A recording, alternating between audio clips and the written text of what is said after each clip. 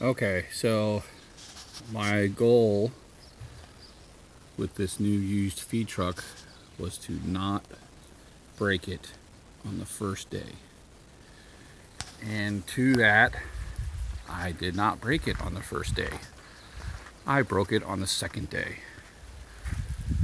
I was out feeding some lima bean straw and alfalfa, and for some reason, this link right in here, see this chain pulls the headache rack, and that pushes the bales into the beaters. There's 3 chains, and no, I'm not the first one to break one of these chains. If you start looking at these chains, you'll see a bunch of places where links have been replaced. So the previous owner gave me this 3 sets of links right here, so I was able to replace the broken link. And then a buddy of mine has a press, so I brought him one of the old links, and he had to grind off the end and then press out the bolt, or whatever you call that, rivet that's holding the 2 links together. So that took him all of 2 minutes. I spent probably an hour beating on it yesterday, trying to get it out with just a punch and a hammer. I also used an air hammer, and it still didn't get it, wasn't able to get it out. So just a steady pressure of the press actually popped it right out. So a couple things we've added,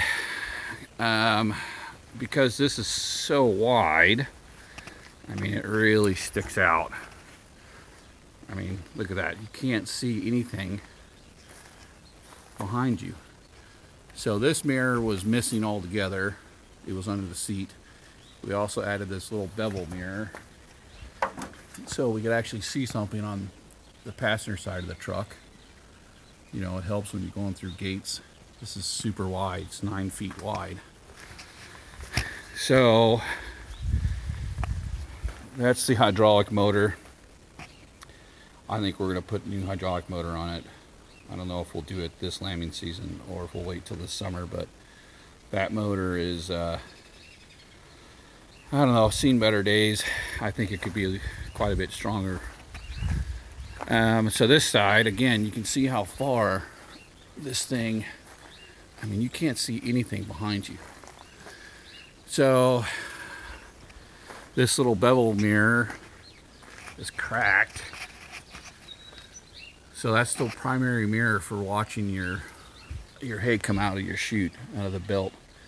So I added this mirror, another bevel mirror, which obviously is not cracked. So you can kind of see the same thing with both mirrors, but this mirror is bigger, so I feel like the sight picture's better.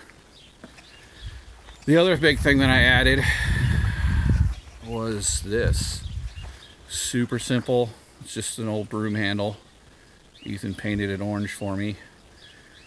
Just zip tied it onto the headache rack, and that way when that thing is moving forward, I could never tell, because I'm inexperienced with this machine. See, the previous owner, he had hours and hours and hours on this machine, so he just intuitively knew where the headache rack was in the cycle, whether it was just starting out back there, if it was all the way up here. He just knew. Well, I don't have that experience, so I think part of what broke that chain is when the headache rack gets up here, it doesn't stop automatically. You see there's a stopper here. That's where it makes contact and stops. It's not beat up too bad, but again, the previous owner knew just intuitively where that was in the cycle. I don't know that. So what I'm able to do now is look in my mirror, and I can see that orange stick sticking out of the side, and I can see it moving up as the bales get pushed through the processor.